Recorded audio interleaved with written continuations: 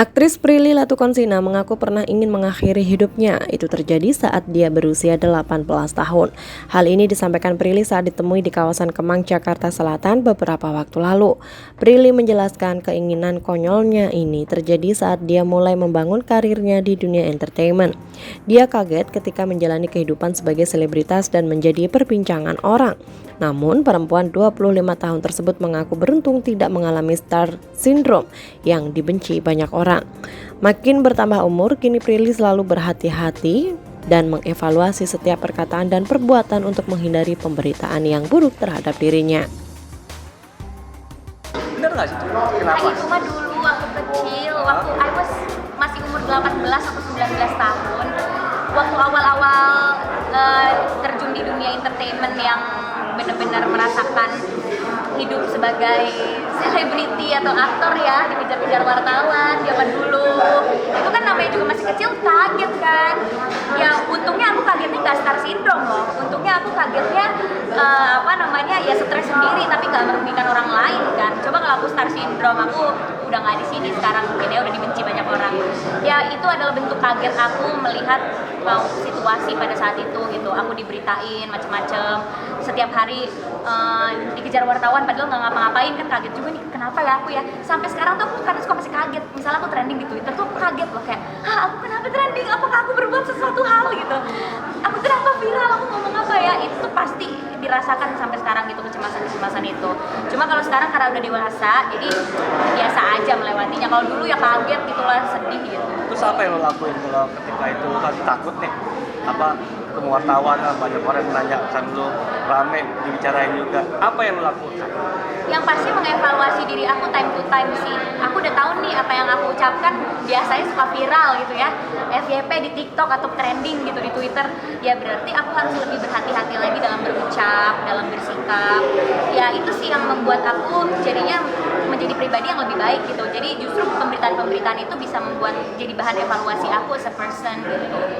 Karena kan kayak konten sama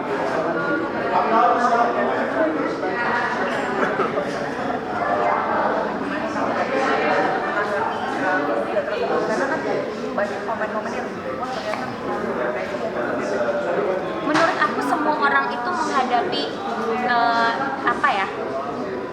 masalahnya sendiri gitu. Gak mungkin hidup orang itu mulus tanpa masalah tuh, menurut aku gak mungkin.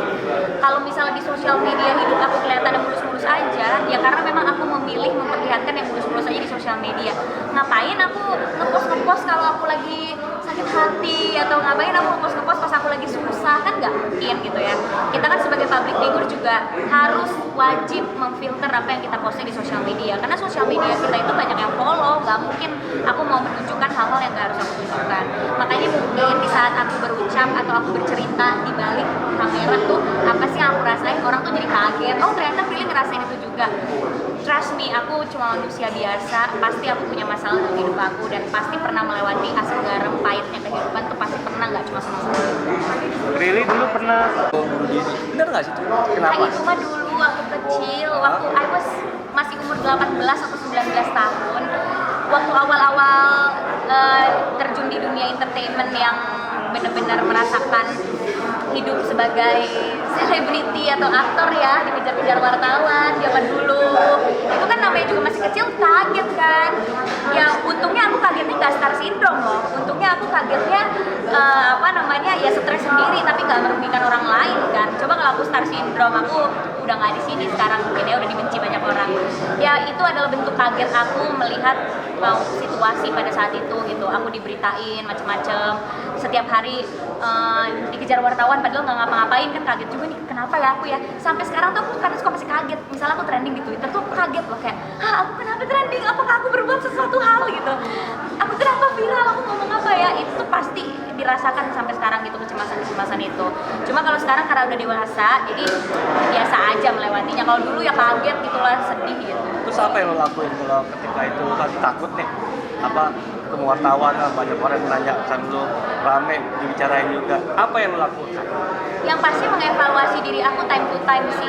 Aku udah tahu nih apa yang aku ucapkan biasanya suka viral gitu ya, FYP di TikTok atau trending gitu di Twitter. Ya berarti aku harus lebih berhati-hati lagi dalam berucap, dalam bersikap. Ya itu sih yang membuat aku jadinya menjadi pribadi yang lebih baik gitu. Jadi justru pemberitaan-pemberitaan itu bisa membuat jadi bahan evaluasi aku as a person gitu. Karena kan kayak konten satu